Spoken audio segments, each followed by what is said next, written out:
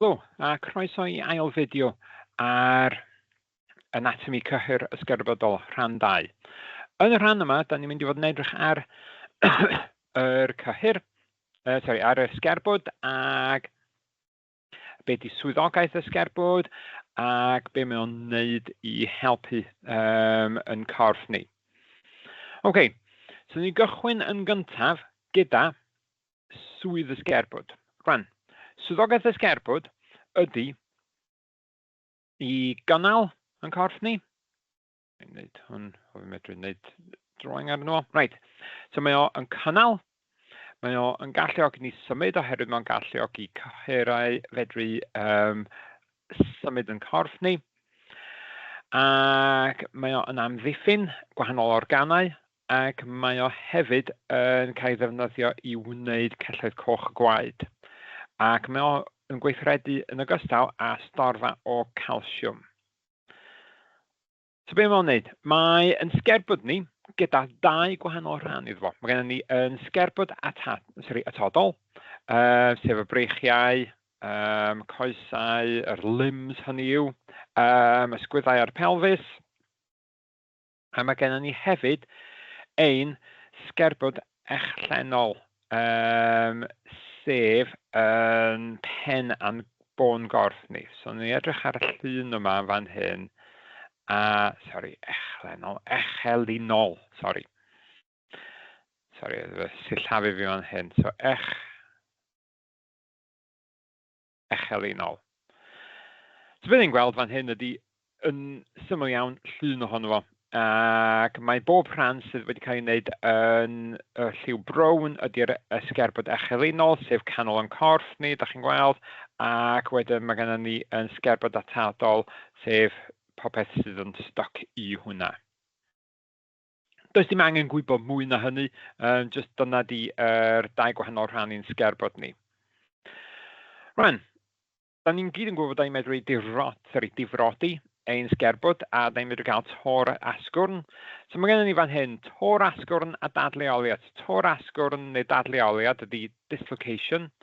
Ac beth wedi digwydd fan hyn ydy, wel, actually, di hwnna ddim yn dislocation, mae o'n golygu, mae'r asgwrn wedi torri yn 2 ddarn, ac maen nhw wedi symud fel di'r 2 ben ddim yn gwynebu i'w gilydd. So fysa gennych chi fel yr asgwrn fan hyn, y toriad, ac wedyn mi fysa'r toriad fan hyn, ond mi fysa nhw ddim yn leinio fyny hefo i'w gilydd ddim mwy. So dyna di tor asgwrn dadleoliad, am rhaid ail setio heina. Dyna di'r pethau lle maen nhw'n rhaid cachu gyda rhyw fath o lawdriniaeth, dwi'n siŵr. Tor asgwrn heb dadleoliad, dyna lle maen nhw wedi cracio, ond mae o rhannol neu'r holl ffordd drwodd, ond dwi ddim wedi symud, mae wedi aros yn ei le, so maen nhw'n medru just ail setio hwnna'n reit syml.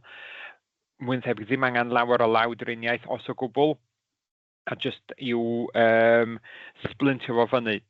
Mae gen I tor asgwrn maluriedig. Dyma lle mae wedi cael ei torri lawr I mewn I ddarnau o lawer o ddarnau. Tor asgwrn syml, lle mae o wedi torri, ond dio ddim wedi niweidio meinweoedd o gwmpas. A wedyn mae gen I tor asgwrn agored, lle mae o wedi torri drwy'r croen. So dyna di'r prif fel categories ar gyfer torri asgwrn. Rwan, rydyn ni'n trin tor esgyrn mewn rhoid asgwrn nôl at ei gilydd ac atal rhag symud yn defnyddio splint neu cast. A beth wedyn digwydd ydy, mae gennym ni yn osteoblastau yn cynhyrchu meinwe esgyrnog newydd, ac mae hwnna'n creu yr asgwrn newydd. Ond mi wneith o'n wneud o mewn ffordd eitha crwd, cos mae'n jyst yn wneud o'n gyflym. A wedyn mae'r osteoclastau wedyn yn ailfodelu yr asgwrn. Sy'n glyfar iawn ffordd mae o wedyn yn trimio fo nôl i'r siap ac i'r ffurf mae o fod. Mae yna gwahanol mathau o lawdriniaeth, so da ni'n medru defnyddio sgriwiau neu platiau metal I cynnal yr esgyrn a dal nhw efo i'w gilydd. Mae gallu cyflymu yr broses yma drwy ddefnyddio pethau fel, maen nhw'n defnyddio stem cells ac maen nhw eisiau wneud y broses yma mor gyflym as yn bosibl, oherwydd os da chi ddim yn symud, os yna diffyg symudedd, da chi yn medru cael lot o broblemau ychwanegol. So pethau fel doluriau gwasgu. Doluriau gwasgu ydy... Mae'n cofio beth oedd nhw'n Saesneg. Sores mae pobl yn cael pan maen nhw, bed sores dyna nhw. Da chi hefyd yn medru cael thrombosis, gweithiannau dwfn. Dyna lle mae gennych chi rhyw fathau o clots yn ffurfio.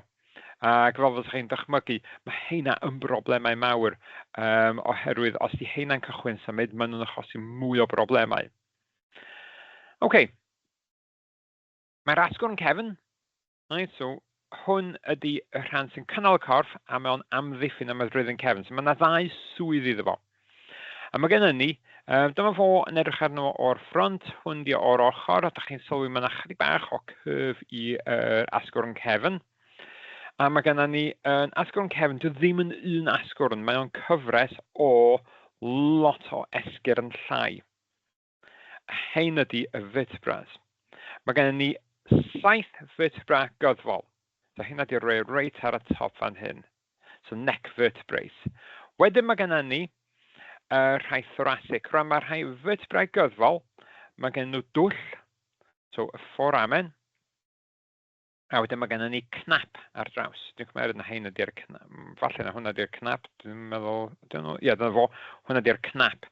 So hwnna ydy'r cnap yn sticio allan o fan hyn. So mae gen nhw twll fan hyn, a mae yna cnap ar draws sy'n cynnwys rhwydweli vertebra. So mae gen i sianeli hefyd sydd yn cynnwys y rhwydweliau. Mae gen ni wedyn yr vertebra thoracic. Hein ydy'r rhai sydd yn y rhan yma. A maen nhw'n wneud hefo y thorax. Wedyn gen ni y rhai is i lawr wedyn. So mae y vertebra thoracic, mae yna 12 vertebra yng nghanol yr adrannau gyddfol a main gyddfol. Mae rhain yn fwy na'r vertebrau gyddfol. Maen nhw'n rhaid supportio lot mwy ar ein corff ni. A da chi'n gweld fan hyn bod gennym ni asennau yn dod allan o'r rhain. So fasedau yn cymalu gyda yr asennau. Ac mae ganddyn nhw fasedau ar ochr a cnapiau ar draws i gymalu gyda'r asennau. Ac yn olaf, mae gennym ni yr vertebra main gefnol, so yr canol y cefn, so lawr yn yr abdomen. A mae yna hein 5 vertebra rhwng yr cawell asennau a'r pelfis. Rhain yw'r vertebra mwyaf a maen nhw'n helpu cynnal pwysau'r corff. So chi'n gweld nhw yn fan hyn. So mae gen i 1, 2, 3, 4, 5. So mae gen i heina. A da chi'n gweld bod nhw'n rhai mawr iawn. Dwi'n yn gwybod os di hwnna'n vertebra, dwi'n meddwl bod hwnna'n cael ei cyfri fel rhan o'r vertebra, ond anyway, mae gennym ni ein 5 vertebra mawr fan hyn. OK. So nôl at fan hyn. Reit, mae hyn di'r vertebra mwyaf, mae hyn yn helpu cynnal pwysau'r corff ac yn caniatáu symudiad. Rwan, yn y cwestiwn yma, mae'n dangos delwedd isod yn dangos pelydr X o asgwrn cefn dynol ac mae gennym ni tor asgwrn. So maen nhw'n gofyn i chi 2 swyddogaeth o'r rhan yma'r sgerbwd. So mae o'n cynhaliad, amddiffyn, ymedryddyn cefn, dal yr asennau, hyblygrwydd. So mae ni lot ohonyn nhw. A wedyn maen nhw'n gofyn i chi ble mae'r tor asgwrn wedi bod.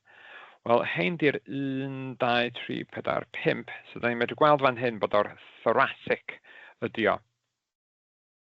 So, gan gyfeirio at pelydr X, nodwch pa rhan o'r asgwrn cefn sydd yn cynnwys y tor asgwrn. So, o'r thoracic. Ac os nad ydy tor asgwrn yn yr asgwrn cefn yn cael ei drin yn gywir, mae'n gallu arwain at problemau postio heblaw am llawdriniaeth, awgrymwch un math arall o driniaeth. So mae gen ni physiotherapy. Rhan dwi'n bod ni'n mynd i sôn am heina, ond... Wel, actually, gofio fan hyn rwan. Oedd gen ni rhywbeth am y triniaeth. Oedd gen ni triniaeth... Ie, dwi'n fod trin yr esgwrn. Na, dwi ddim really wedi sôn lot am hwnna, ond mi fysa physiotherapy yn rhywbeth fysa gyd ohoni wedi clywed amdanyn nhw. A codi pwysau ymarfer corff. So be mae hwn yn dangos ydy, maen nhw'n gofyn i chi, wel, ddim just be da chi wedi ddysgu, ond be ychwanegol fysa chi medru. Ac mae hwn yn dod mwy o gwaith da chi wedi'w ddarganfod. Mae o yn stwff da chi yn gwybod, right, o'ch bywyd bob dydd. Okay, unwaith eto mae gen i nodwch pa darn, wel, mae hwn yn dod o'r un thoracic, gos da chi'n edrych arno fo yn ôl, dio ddim yn edrych, mae'n edrych mwy fel yr un yma, so dyma di y siap yr un yna, so ddim cweit mor fawr. Dyn nhw gyda unrhyw bethau eraill, ddim yn gwybod os nhw'n sôn am yr asennau fan hyn, ond wedyn ffasedau cymalau a'r asennau. Ac esboniwch eich ateb. So mae hein yn mynd i fod yn galluog iddo fo cymalu gyda'r asennau. OK, rwan, ymlaen i gwestiynau sydd gyda anhwylderau a clefydau yr esgyrn. Mae hwn yn mynd yn ôl at be ni wedi sôn amdano yn y fideo cyntaf. Rwan, mae diffyg calsiwm neu diffyg vitamin C yn arwain at problemau gyda yr esgyrn, ac un ohonyn nhw ydy'r llech rickets neu osteomalacia, neu malacia. Osteomalacia ydy yr ddau. Fyswn ni'n mynd am y llech, cos hwnna'n enghraifft da. Ac os ydych chi eisiau gwybod beth ydy'r llech, dyma beth ydy o'r lle mae'r coesau, yr plentyn, wedi plygu oherwydd dydyn nhw ddim yn digon cryf i fedru dal pwysau'r babi. A mae hyn oherwydd diffyg calsiwm. Mae vitamin D, mae hwn, rhan, y rheswm mae vitamin D yn bwysig ydy, dydy ddim ots faint o calsiwm sydd gen ni'n yn diet ni. Os da ni ddim gyda vitamin D, mae o'n anodd cymeryd yr calsiwm yma i mewn. So mae hwn, vitamin D, yn helpu amsugno calsiwm. So dyna di pwrpas o. So mae o'n angen i amsugno calsiwm. Ac os da ni ddim gyda fo, mae gennym ni diffygion o fwyneiddio yr esgyrn. A mae'r esgyrn yn faddalach, a maen nhw'n cynnyddu y risg, dylai fod hwnna, o gael tor asgwrn. Osteoporosis, dyma lle mae yr asgwrn yn colli mwy o ddwysedd. So mae o yn dylai fod hwn, mae mas yr asgwrn yn is na'r normal, mae'r esgyrn yn wan, a mae'n torri'n hawdd. Yr unig ffordd o wneud neu leihau hyn ydy, mae rhai merched yn cael be maen nhw'n gael yn HRT, lle maen nhw'n cael hormone replacement therapy, ond y peth arall sydd angen wneud ydy ymarfer corff. Mwy o resistance training o codi pwysau da ni'n wneud, mwy neu gwell mae yn esgyrn ni'n cryfhau. So dyma fo y diagram yn dangos normal bone matrix osteoporosis fan hyn, da chi'n gweld y tyllau lot mwy. Mae gen i hefyd clefyd esgyrn brau. Mae hwn yn mwtaniad gennym sydd yn gallu arwain at anallu i gynhyrchu collagen, ac mae'n medru arwain at meinwe cyswllt diffygol. Mae'r esgyrn yn frau ac yn teddu dorri, so dydy hwn ddim yn osteoporosis, ond fel fasa chi'n dychmygu, mae'n reit debyg iddo fo, ond mae'n mwy wneud efo'r ffaith bod na ddim digon o collagen. Ac os di'r collagen ddim yna, fel ni'n deud ar yr fideo dwythaf, mi wneith o arwain at esgyrn sydd yn frau. Mae rhaid cael llawdriniaeth i rhoi rhodeni metel. Mae hwn yn un eitha dwys i'r person, oherwydd mae hyn yn mynd i rhaid fod yn corff yr person drwy oes nhw, ac dydyn nhw ddim yn medru tynnu nhw allan. Maen nhw'n trio edrych ar triniaethau, ond falle fydd rhaid cael y rhodeni yna i just helpu cynnal yr sgerbwd. Scoliosis, dyma lle mae yr asgwrn cefn yn newid siap, i mewn i siap S neu C, Mae'n achosi lot o broblemau, ond mae'n medru cael ei achosi gan mwtaniadau, so mae rhai pobl yn cael afiechyd fel autoimmune fysa'n achosi fo, paralysis yr ymenydd, tumors yn medru achosi fo, so os yna tyfiant yn digwydd fan hyn, mi'n eitha achosi i'r asgwrn cefn newid i'w siap. Mae yna triniaethau posibl, lleddfu poen ydy prif hyn, oherwydd mae'n achosi gymaint o broblemau i'r person. Mae'n medru rhoi back brace iddyn nhw, a llawdriniaeth, physiotherapy, gyd o'r pethau, dwi'n siŵr fysa lot yna chi'n gwybod amdano nhw'n barod. Yn ogystal fan hyn, mae gennym ni pethau hefo traed. Mae hwn yn cael ei achosi oherwydd mae yr arch yn y troed yn cael i'w colli. Mae'r troed yn fflat wadan. Mae o'n boenus iawn ac yn golygu mae'r person yn cael trafferthion yn cerdded. Rwan, at y cymalau. Rwan, mae yna 4 prif fath o cymal. Rwan, yr cymal cyntaf ydy cymal ansymudol. Rwan, y rheswm da ni'n edrych fan hyn ar yr penglog ydy mae hwn wedi yn enghraifft da o cymal ansymudol. Wrth ni cael yn geni, mi oedd yn penglog ni wedi wneud allan o sawl plat. Dyna pam, os da chi'n edrych ar pethau fel cwestiynau trivia, a maen nhw'n sôn am niferoedd o esgyrn, mae gan oedolion llai o esgyrn na sydd gan plant. Ac y rheswm am hyn ydy oherwydd bod pethau fel yr penglog wedi wneud allan 1, 2, 3, 4 plat ac mi oedd o'n 4 asgwrn ar wahân. Ond wrth i ni dyfu a mae ymenydd ni'n cyrraedd i llawnfaint, mae'r penglog wedyn, mae'r cymalau yma yn cychwyn asio fyny a maen nhw yn cychwyn ymuno hefo'u gilydd. Right, mae gennym ni hefyd beth sy'n cael ei cymal llithro. Mae hwn yn cymal rhwng esgyrn sy'n cwrdd â arwynebau gwastad. Mae'r cymal llithro yn caniatáu i'r esgyrn, esgyrn i lithro heibio i'w gilydd ar hyd plan y cymal. So be mae hwnna? Enghraifft da fysa pethau fel yr arddwn, fferau, right? Mae nhw yn symudiadau yn eitha cyfyngedig yno fo, ond mae'r esgyrn medru llithro. Enghraifft arall hefyd i vertebratau. Cymal colfach, mae hwnna'n hinge, a mae hwnna yn caniatáu esgyrn, unwaith eto, symud mewn un plan. A'r enghraifft ydy y penelin. So fel mae rhywbeth fel yr asgwrn cefn neu yr arddwn, da chi'n gweld mae o'n mynd fel yma, ond mae hefyd yn medru, mae'n chydig bach mwy o symudiad na just, mi'n eitha symud fel yma hefyd. Lle mae rhywbeth fel yr cymal colfach, wel, un symudiad sy'n ganddo fo, mae ganddo fo, so mae'n symud yr penelin. Da ni'n methu symud o, os ni'n symud o'r ochr, wel, dim y penelin sy'n symud fan, mae gennym ni yn ysgwydd ni'n symud. Mae'r braich ddim ond yn symud mewn un cyfeiriad. Mae'r cymal yma, penglin hefyd yn enghraifft arall. A wedyn mae gennym ni yn cymal pelen a chrau, neu pelen a chrau. Mae hwn, lle mae gennym ni asgwrn sydd yn pen crwn, a mae'n ffitio i mewn. Ac mae'n gallu symudiad mewn i soced, a mae'n gallu ogi symudiad mewn sawl gwahanol plan. A'r enghraifft ohonyn nhw ydy'r clun ar ysgwydd. Os ydych chi mewn arholiad, ydych chi'n mynd siŵr beth ydy'r cymal neu beth ydy enghraifft, edrychwch ar eich hunain. Mae gennych chi ysgerbyd yna, mae o'n adnodd i chi mewn arholiad, ydych chi'n medru edrych, fedra i feddwl am hwnna fel enghraifft.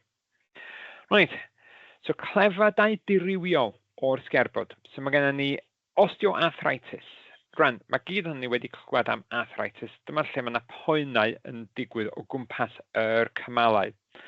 Rwan, osteoarthritis ydy ymlatodiad o cartilag. A wedyn mae'n golygu mae yr esgyrn yn rwbio yn erbyn ei gilydd. So mae'r cartilag yn cael ei torri lawr yn gyflymach na mae'n cael ei ffurfio. Mae hwn yn enghraifft o afiechyd autoimmune.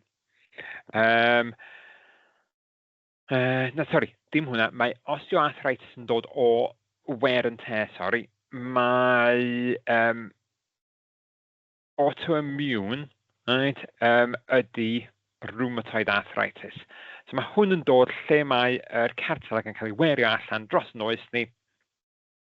Mae pethau fel chwarae lot o pêl-droed, chwarae lot o chwaraeon, gwneud rhywbeth drosodd, os da chi'n rhoi cerdded ymhell iawn yn eich swydd chi bob dydd. Bod o'n swnio fel bod o'n dda ar gyfer eich iechyd, mae o yn gwisgo allan yr cymalau yma, a mae o'n achosi osteoarthritis. Dim cysylltiad genonol, dio ddim yn clefyd autoimmune, triniaethau yn defnyddio cyffuriau gwrthlidol, so steroid, aspirin, unrhyw, a weithiau mae rhaid i person cael cymal newydd. Rhaid, clefyd autoimmune yw lle mae, dyle fod hwnna yn e-dot fan hyn, yn cyflwr sy'n cael ei achosi gan y system immunaidd yn ymosod ar y corff. A mae rhai pobl, trian ohonyn nhw, maen nhw'n dioddef efo rheumatoid arthritis.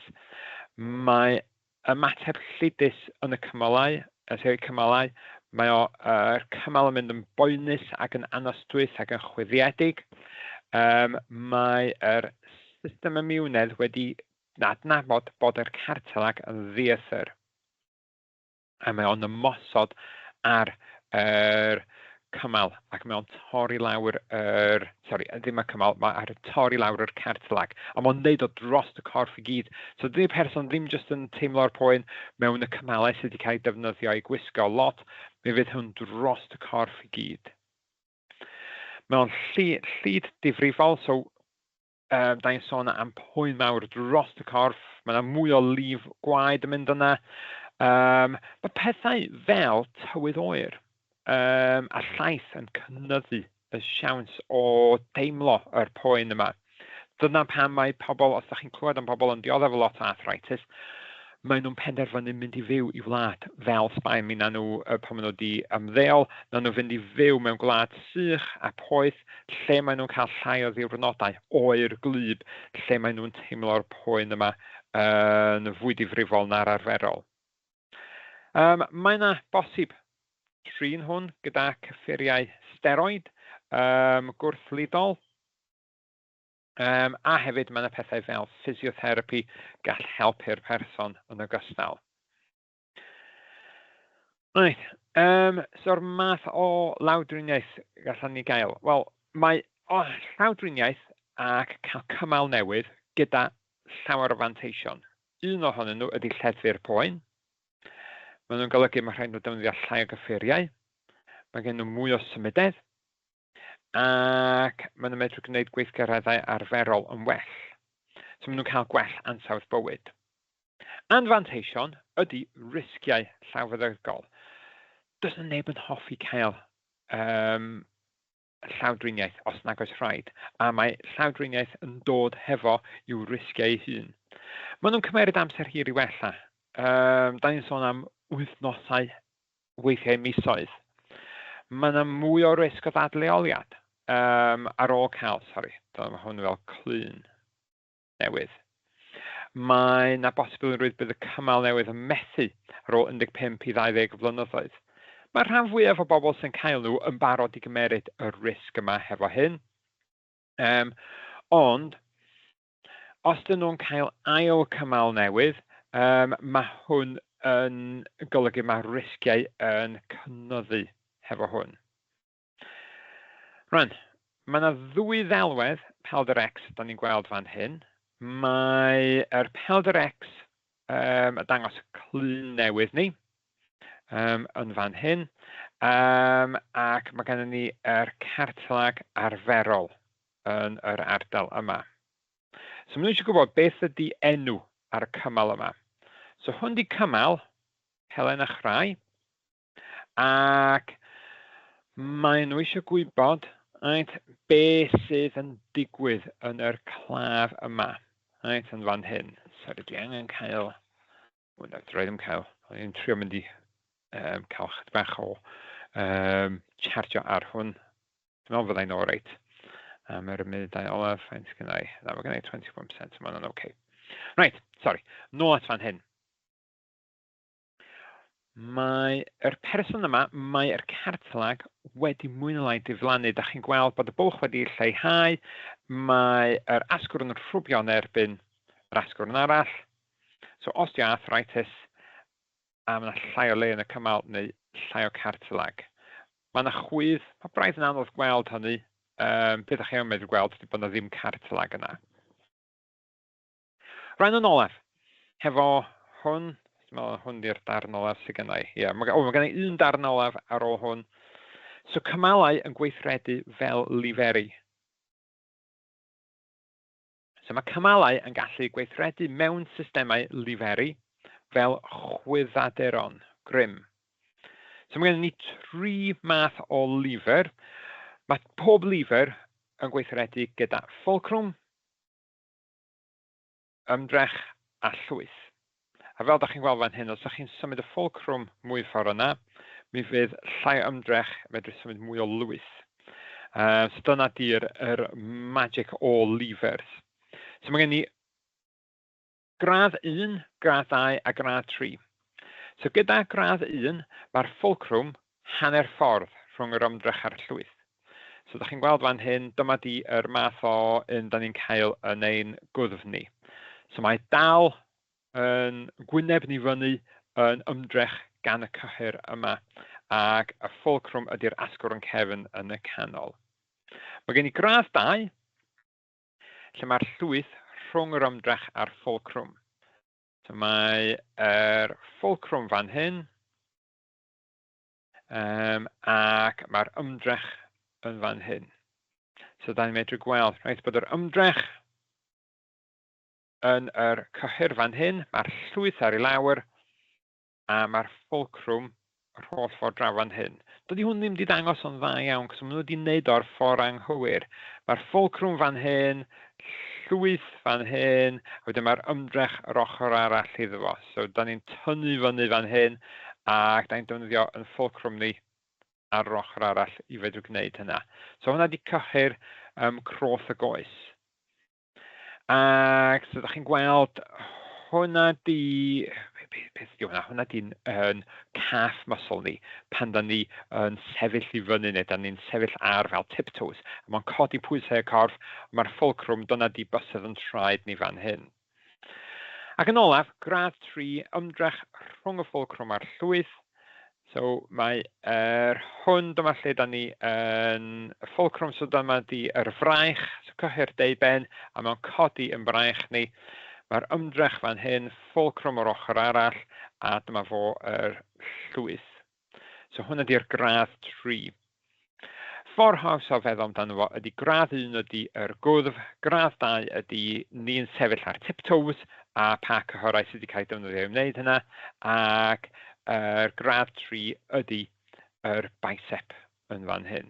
Os ydych chi'n cofio hynna, mae hwnna wedyn mynd i wneud o'n haws fedrwch chi weithio allan lle mae'r fulcrum yr ymdrech a'r llwyth.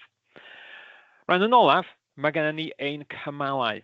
Ac mae yna un peth olaf fan hynna, ond be dwi eisiau gwneud ydy mynd drwy beth ydy'r cymal. So mae gennym ni cymalau synofaeth. So hein ydy'r cymalau sydd gennym ni dros yn corff ni. Mae gennym ni cartilag, edrych ar y llun fan hyn. Mae gennym ni'n cartilag fan hyn. Mae gennym ni gewyn yn dal yr holl beth at ei gilydd, a wedyn mae gennym ni hylif synofaidd fan hyn, a mae'r pilen synofaidd yn cynhyrchu yr hylif yma. So mae gennym ni arwyneb cartilag sydd yn ffrithiant isel, a mae'n galluog nhw rwbio yn erbyn ei gilydd yn hawdd. So mae hwnna fel non-frictionless surface. Dio ddim cweit, ond mae yna lot llai o ffrithiant mewn llif yn ofnadwy. Mae gen i wedyn hylif synofaeth sy'n gweithio fel rhyw fath rhyw olew i uro yr cymal, a wedyn gen i pilen synofaeth sydd yn creu yr hylif synofaidd yma i helpu symudiad. A wedyn mae'r gewyn yn dal yr holl beth at ei gilydd. So cartilag yn gorchuddio ac yn darparu arwyneb llyfn llithrig, lleihau ffrithiant. Pilen synofaidd yn gwneud yr hylif synofaidd, lleihau ffrithiant, a wedyn mae'r gewyn fan hyn, da'n fo y ligament, yn dal yr holl beth at ei gilydd. Ac yn olaf, cyhyrau o gwmpas yn galluogi symudiad. Unwaith eto, mae gennym ni wel, y deuben a triffen ydy enghraifft da. Mae cyhyrau yn gwrthweithiol. Maen nhw'n medru gweithio yn erbyn ei gilydd. So os da chi eisiau sythu eich braich, mae yr cyhyr deuben yn cyfangu. Mae yr cyhyr triffen yn lleisu. Mae'r pellter o fan hyn i fan hyn yn cael ei lleihau, felly mae o'n plygu y braich. Os yna eisiau sythu y braich, obviously medru defnyddio disgyrchiant, ond beth sy'n digwydd ydy mae'r cyhyr deuben yn lleisu, ymlacio. Mae'r cyhyr triffen yn cyfangu ac yn tynnu ac yn cyfangu ac yn gwneud yr pellter o fan hyn i fan hyn yn llai, a felly mae'n sythu y fraich, so mae'n estyn y fraich allan. A mae'r cyhyrau mae'n gweithredu mewn parau. So mae hwn, jyst wedi deud yr un peth, a dwi'n newydd egluro. A beth sydd gennych chi fan hyn ydy, gan gyfeirio at enwau'r cyhyrau, nodwch sut mae'r cyhyrau yn gweithio i godi'r pwysau.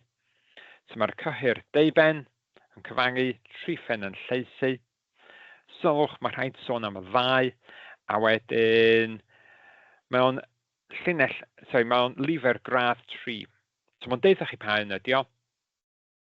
So mae rhaid i chi adnabod yr ymdrech y llwyth ar ffulcrum, esboniwch pan bod o'n yn gradd 3. So mae'r ymdrech yn dod o'r cyhyr deuben. Mae'r llwyth ydy'r pwysau, so'r pwysau fan hyn. Ac wedyn mae gennym ni yr triffen, mae'r ffulcrum di'r penelin. A wedyn, da chi'n deud fan hyn, mae'r ymdrech rhwng ffulcrum, mae'r ymdrech rhwng ffulcrum a'r llwyth. Right, mae'r batri newydd ddeutha fi bod wedi dod i ben. Dwi'n gobeithio bod yr fideos yma wedi bod yn ddefnyddiol i chi. Ac os da chi, fedrwch chi wneud unrhyw ddefnydd allan o'r rhain i helpu chi gyda'ch gwaith.